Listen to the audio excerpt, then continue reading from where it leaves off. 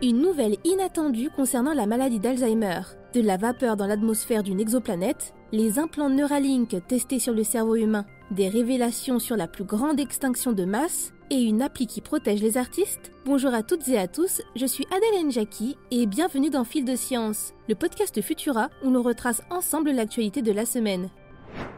En voilà une nouvelle déconcertante. Une récente étude britannique apporterait la preuve selon laquelle la maladie d'Alzheimer serait transmissible. Une découverte surprenante, alors que l'on pensait jusqu'à présent que ce trouble neurodégénératif ne se développait que de façon spontanée ou héréditaire. Si cette étude s'avère exacte, elle pourrait alors constituer une avancée majeure dans la lutte contre cette maladie qui toucherait des millions de personnes à travers le monde. Ces résultats reposeraient sur l'étude de 8 patients qui auraient été contaminés dans les années 50 après avoir reçu des hormones bien spécifiques utilisées à des fins médicales pour compenser la plupart du temps un retard de croissance chez les enfants. Le médicament administré proviendrait de l'hypophyse, une petite glande située à la base du cerveau de personnes décédées. Alors que rien dans l'ADN de ces patients ne les aurait prédisposés à contracter la maladie d'Alzheimer, les chercheurs britanniques auraient constaté que la plupart des donneurs décédés étaient porteurs d'une protéine liée à l'apparition d'Alzheimer, la bêta-amyloïde. De quoi laisser penser aux scientifiques que les extraits d'hypophyse étaient potentiellement contaminés, ce qui aurait permis à ce trouble neurodégénératif de se transmettre de manière interhumaine. Étant observé pour la première fois, l'affection issue de ce mode de transmission vient d'être baptisée Alzheimer iatrogène. Mais rassurez-vous, l'hormone de croissance en cause était administrée il y a plus de 70 ans et n'est plus prescrite de nos jours. Le corps médical ayant constaté qu'elle provoquait également la maladie de Creutzfeldt-Jakob, un trouble neurodégénératif mortel.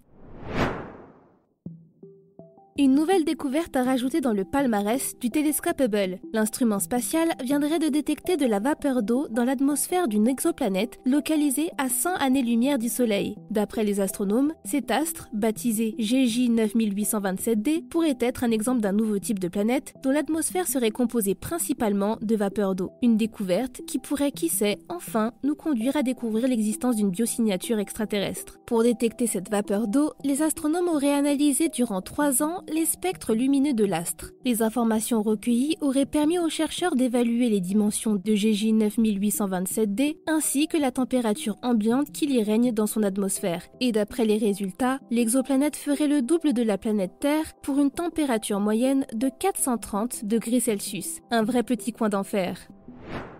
Ça y est, un nouveau pas vient d'être franchi. La société Neuralink viendrait pour la première fois de poser un implant cérébral sur un humain. Une nouvelle, annoncée via le compte X d'Elon Musk, fondateur de la start-up américaine, qui pourrait en étonner plus d'un après les controverses autour du taux de mortalité élevé chez les primates ayant été les cobayes de ce fameux implant. Baptisé N1, cet implant de la taille d'une pièce de monnaie contiendrait 1024 électrodes ayant pour objectif d'enregistrer l'activité du cerveau et de contrôler un ordinateur par la pensée. Et d'après les explications données, l'étude devrait se dérouler sur 18 mois avec un suivi sur 6 ans. Pour y participer, 2 conditions, avoir au moins 22 ans et être quadriplégique suite à un traumatisme de la moelle épinière ou à la maladie de Charcot. Cependant, pour ceux ayant déjà un implant, qui font des crises d'épilepsie, qui doivent faire une IRM ou qui doivent recevoir un traitement par simulation magnétique transcrânienne, il serait impossible pour vous de faire partie de la liste des cobayes de Neuralink.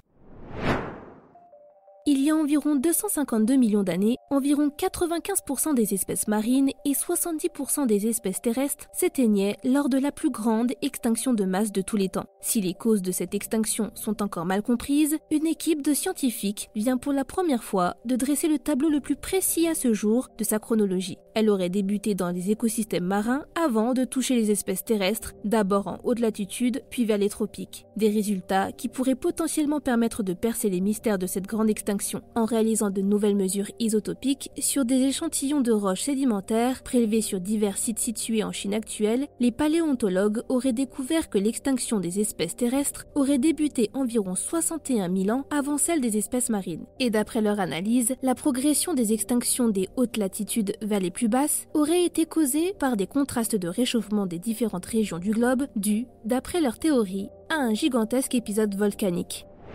Terminons ce fil de science du côté d'une toute nouvelle application déjà très populaire. Appelée Nightshade, ce logiciel, conçu pour protéger les œuvres des artistes contre l'intelligence artificielle, aurait déjà été téléchargé plus de 250 000 fois. Ce qui est tout à fait remarquable, cet outil n'est disponible que depuis moins d'une semaine. Développé par un groupe de chercheurs de l'Université de Chicago aux États-Unis, ce logiciel modifierait le style de l'image afin que l'IA identifie le sujet comme étant très différent de ce qu'il est en réalité. Concrètement, au lieu d'identifier un chien, l'intelligence artificielle devrait identifier un chat. Une appli qui rendrait donc inexploitables diverses œuvres pour l'entraînement d'IA telles que Midjourney, DALL-E ou encore Stable Diffusion. L'objectif recherché pour les chercheurs serait d'obliger les propriétaires d'intelligence artificielle à obtenir le consentement des artistes avant d'exploiter leurs œuvres. Et pour ça, ils arriveraient à falsifier les images, surtout en modifiant plus de 80% des pixels. Retrouvez les images modifiées de Nightshade et le reste de nos actualités sur Futura. C'est tout pour cette semaine. Si vous nous écoutez sur les applications audio, pensez à vous abonner pour nous retrouver toutes les semaines et à nous laisser une note et un commentaire pour soutenir notre travail. Cette semaine, je vous invite à découvrir notre dernier épisode de Science ou Fiction dans lequel Mélissa Lepoureau vient confirmer ou déconstruire une vieille légende selon laquelle une grenouille ne s'apercevrait pas qu'on l'a fait bouillir. Quant à moi, il ne me reste plus qu'à vous souhaiter un excellent week-end. À la prochaine!